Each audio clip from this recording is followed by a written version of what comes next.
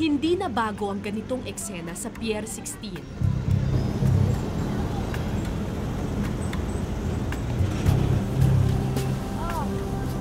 Gabi-gabi may mga bata't matanda na umaakyat ng bakod, animoy mga magnanakaw sa dilim.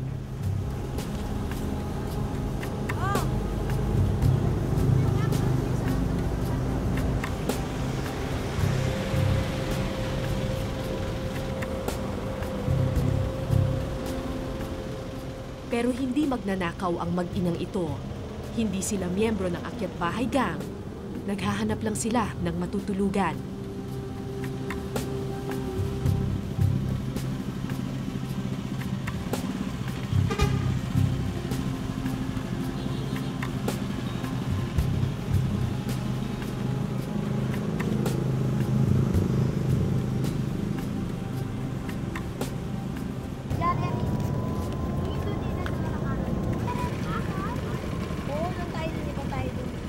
Sa ganitong pagkakataon ko nakilala ang 6 na taong gulang na si Leonard. Tubong masbate ang nanay niyang si Nining na tulad ng maraming Pilipino, naghangad din ng magandang buhay sa Maynila. Pero sila, hindi na nakalagpas sa daungan ng syudad. Hindi natutulog ang Pier 16. Pero ang maingay at mausok na pier na ito ang tahanan ng ilang pamilyang Pilipino.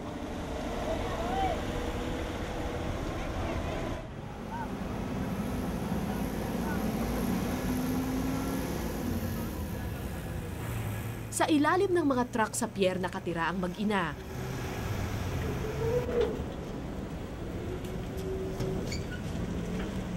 Kaya tuwing babiyahe ang truck na tinutulugan, kailangan nilang mag-alsa balutan. Ang bigat! Ayun! Ang bigat mo naman ito! At maghanap ng bagong truck na lilipatan. Ito ang mundo ng batang si Leonard. Truck lang ang kilala niyang tahanan. Sanay na siyang mag-alsa balutan. Gabi-gabi, may iisa siyang panaginip. Ang makahiga sa kama at makatulog ng mahimbing.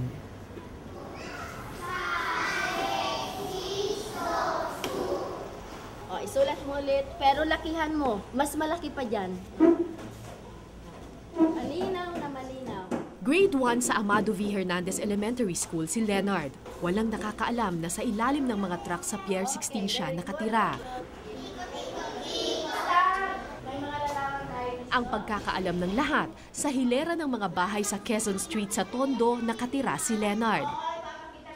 Kamakailan lang nalaman ng kanyang advisor ang katotohanan. Kung minsan, pumapasok siya, walang uniforme, medyo madungis. Madungis. Tapos ano, nakakain na ba? Or Kung minsan, hindi yata. Parang hindi. Kasi, Parang hindi. Pagka, wala siyang baon. Tapos, may facilitation kami. Pagka hindi laging nagpapasok ang bata, bisita namin sa kanila. oo. Tinignan ko nga isa from 1. Oo, ang nakasulat, Ang nakalagay lang doon, Quezon. Quezon Street. Oo. Tapos, Walang number. sinasabi mo ba sa mga kaklase mo na nakatira ka sa truck? Bakit di mo sinasabi? Naiyak ko. Nahihiya ka? Sa pier isinilang si Leonard. Sanay na siyang tumira sa ilalim ng truck. Sanay na rin siya sa halos araw-araw na paglilipat.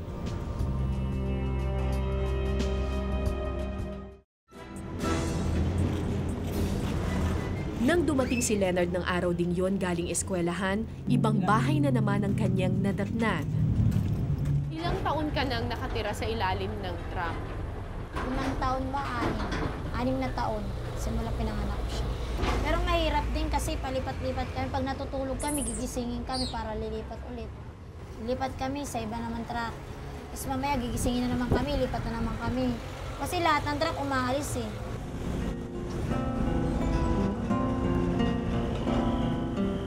Pahinante sa truck ang asawa ni Nining. Pareho silang galing ng probinsya at naghanap ng swerte sa Maynila. Pero bigo sila. Ito ang dahilan kung bakit desidido silang maipagtapos ng pag-aaral si Leonard. Di ba pangarap ng lahat ng mga taga-probinsya magpunta ng Maynila? Yun ang akala nila, mahirap din dito sa Maynila pag walang trabaho. Gusto mo nang bumalik sa probinsya? Kasi titinong doon tao, tapos kung sasama kami sa probinsya, may sarili silang bahay. Makakauwi kami doon. Doon na kami, hanggang lumaki siya. Hanggat magkapamilya siya, bahala siya. Doon lang kami sa Masbate. Pero habang wala pa silang ipon para makauwi ng probinsya, tiis muna sa truck ang mag-ina. Ipinagbabawal ng Philippine Ports Authority ang pagtira sa mga ilalim ng truck. Ilang beses na silang hinuli at pilit na pinaalis dito pero Kami, hindi kami umaalis. Nagtatago lang kami. Bakit hindi kayo maayos? Wala naman kami pupuntahan ng iba.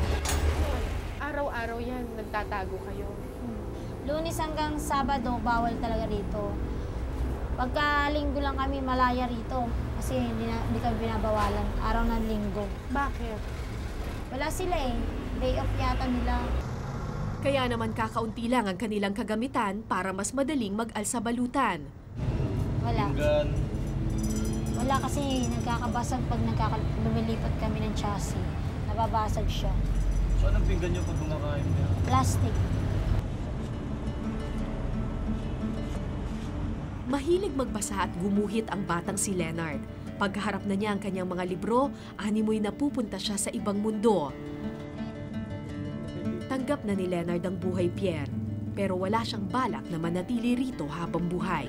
Pagkatapos ko mag-aaral, Pagkatapos mo mag-aral, ano mangyayari? uwi kami probinsya.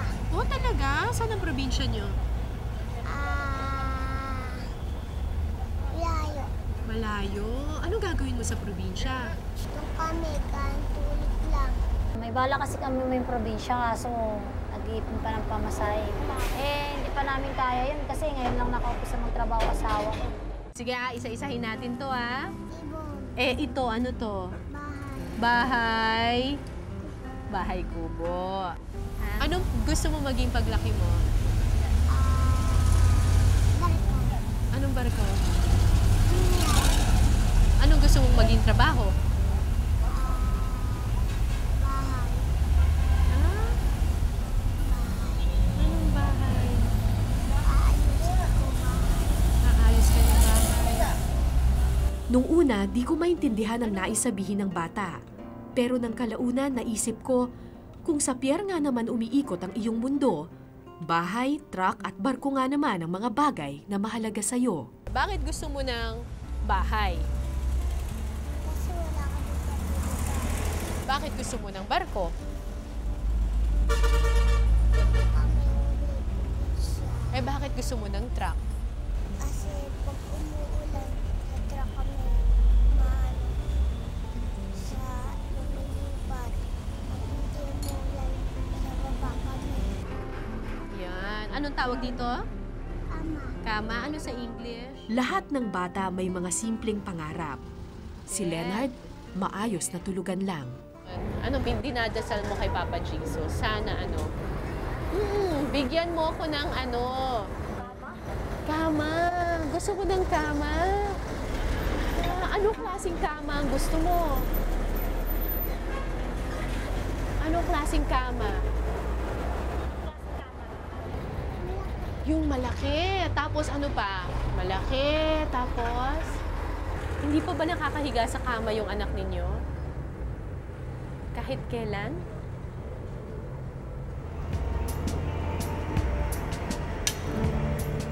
Lumapat na ang dilim.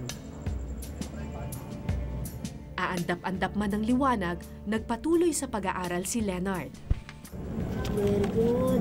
1, 2, 3, 4, 5. Pagkatapos ng assignment, kumain ng mag-ina.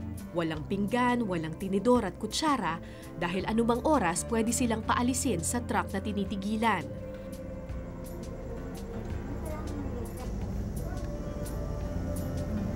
At makalipas nga ang ilang minuto, Saan ulit kayo pupunta ate? Kabila. Bakit? Bawal eh. Bawal daw dito. Saan kayo lilipat ulit? Doon sa may, sa may labas. Alsabalutan na naman ang mag-ina.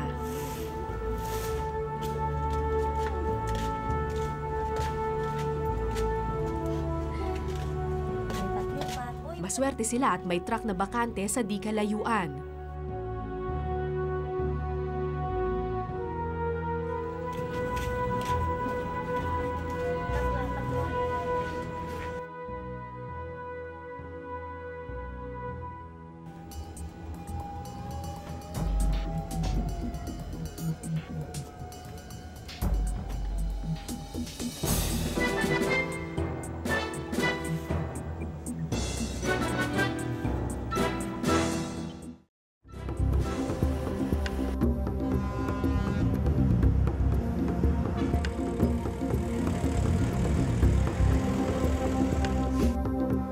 Sa unang tingin, karaniwang paradahan lang ng truck ang isang bahagi ng Pier 16, ang mundong ginagalawa ni Nining at Leonard. Pero kung sisilipin ang ilalim ng mga truck na ito, may maliit na komunidad kang matutuklasan.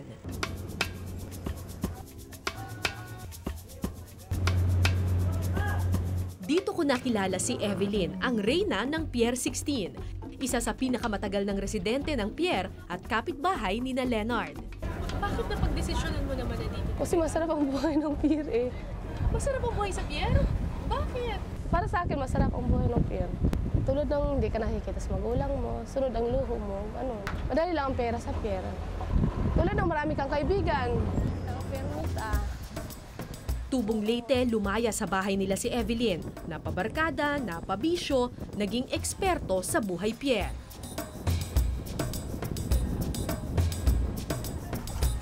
Saan nyo nakuha yan? Loob? Anong meron sa loob? Mga poste. Nakadikit yan? Araw-araw silang sumisisid ng tahong. Gaano karaming pamilya maghahati-hati dito? Kahit sino pwedeng kumuha ng tahong. Walang, hindi binibenta, ganon. Share-share kayo lahat. Okay.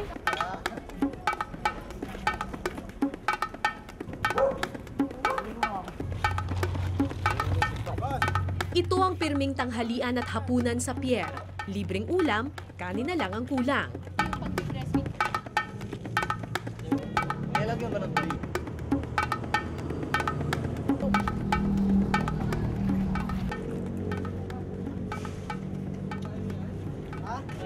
Oo, sausawa. Wala pa dyan suka at kabalo.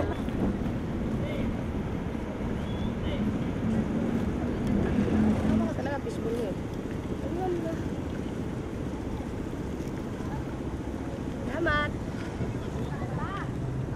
Halika na, kaya na tayo!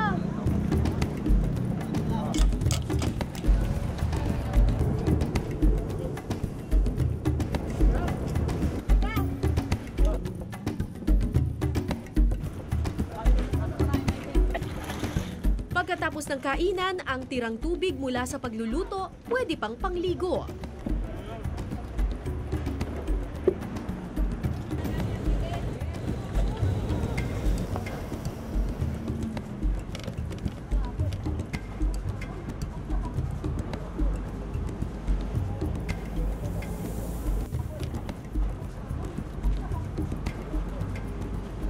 Saan kayo nag-CCR? Container van. Bakit may CR sa loob ng container? May umihi. Balot-balot lang, tapon sa dagat, ganun. Sa mga bakanting chassis nakatira sina Evelyn, Ilan ang duyan ninyo? Dalawa. duyan ng Ito, kanilang parang kama. ibibit. Sa sulok-sulok ang cabinet nila, Pag umulan. So ito ang dingding ninyo. plywood ang dingding, may labahan pa at kusina. Hindi, labahan. At saka mga plato. Ano naman to? Naku, huwag nyo nang kainin to, baka sira na. Sa loob ng 15 taon, nabuhay si Evelyn sa libreng pagkain, libreng tubig, libreng palikuran, libreng tirahan. Ang sweldo ng asawa niyang pahinante, para lang sa luho. Pero nagbago ang lahat ng ito nang isilang niya si Joshua. Wala pang 1 taon si Joshua pero malala na ang hika ng bata. Araw-araw itong inuubo, halos linggo-linggong nilalagnat. Marami nagsasabi nga, usok, yung usok ng tambutso, hangin, yung mga alikabok, siyempre baby pa daw yan. Awa ko, siyempre. Nahihirapan huminga. Minsan mataas ang lagnat, inaano ko na lang ng bimpo. Ako may kasalanan lahat.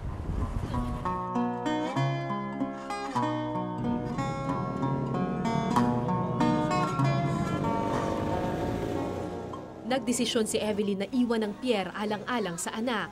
Nangupahan sila sa Bulacan, pero di rin nila ito nakayanan.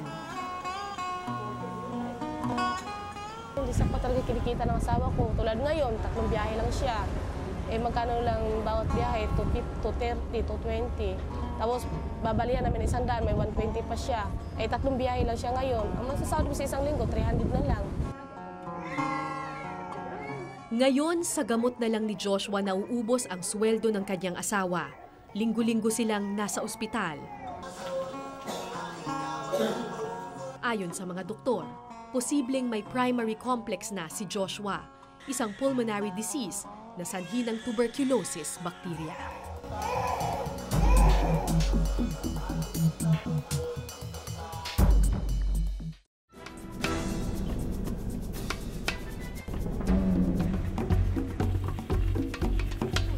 Halos araw-araw ang biyahe ng mga truck sa Pier 16.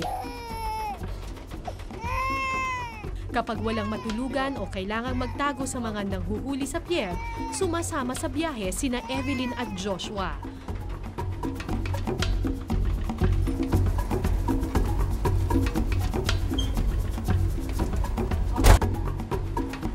Masikip sa loob ng truck, mainit at matagtag. Pero sanay na ang bata.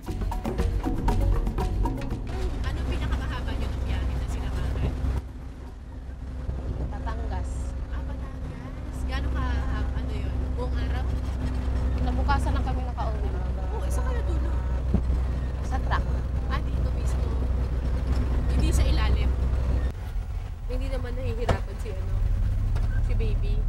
Minsan pag sobrang init, sinusumpong. Pahinante ang asawa ni Evelyn na si Jobert. 220 pesos kada biyahe ang sweldo niya. Sa isang linggo, maswerte na kung makabiyahe siya ng 4 na beses. Pero anumang kayod niya sa pagbiyahe, sa gamot pa lang ni Joshua, ubus na ang sweldo niya.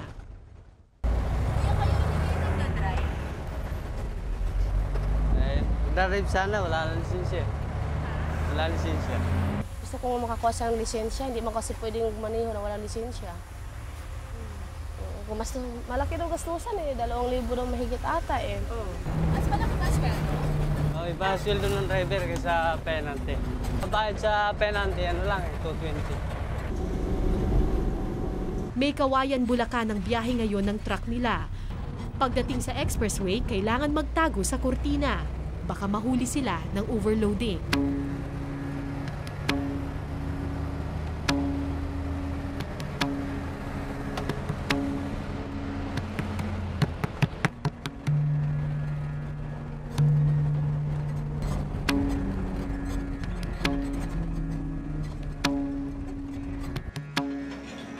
Pagdating sa pabrika, nagkarga na ng mga papel sina Jobert.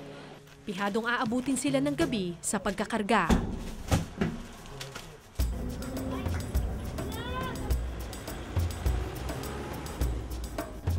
Habang kumakayod sa pagkakarga si Jobert, nakatambay naman at nakatunganga sa pier ang isa pa nilang kasamahan.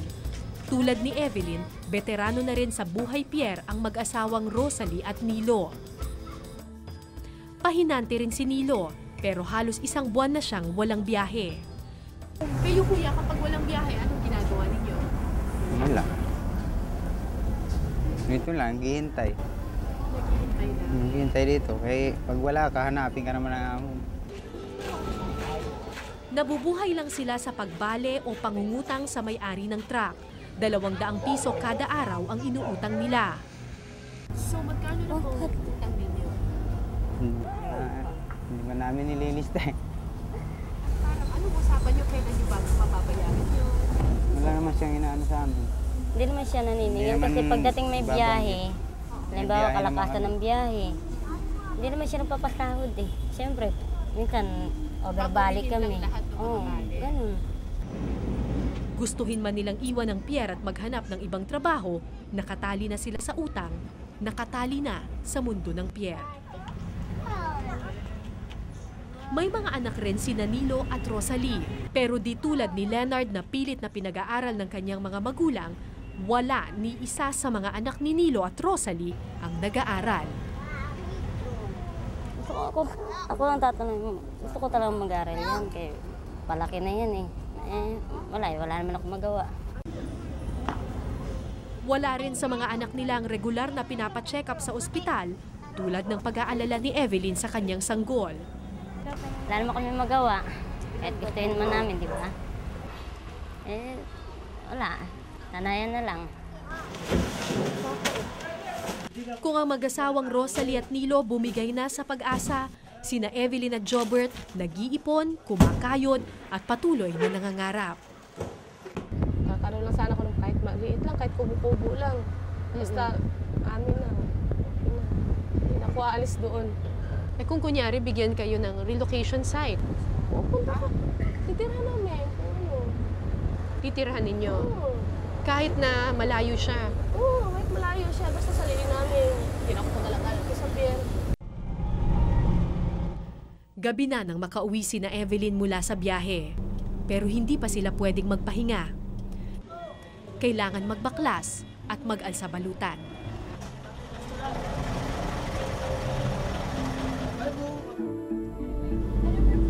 Matapos ang ilang araw, binalikan ko ang 3 pamilya ng Pier 16. Umuulan noon. Naisip ko ang mga bata. Sa tulong ng mga plywood, kahit papano naprotektahan ni Evelyn mula sa ulan ang anak niyang si Joshua. Tumila na ang ulan nang mahanap ko naman ang pamilya ni Nilo at Rosalie. Hinanap ko sila sa ilalim ng chassis. Wala sila doon.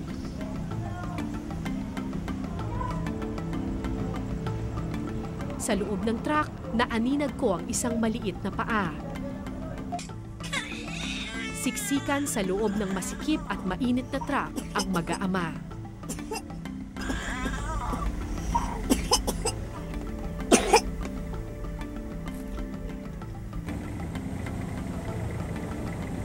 At ang masayahing si Leonard, sa gilid ng container van ko natagpuan. Ano tong kama niyo? Parang Father, and the Son, and the Holy Spirit. Amen! Lord Jesus, samahan niyo po kami sa aming pagtulog. Salamat po. Sa oras na to. Sa oras na to.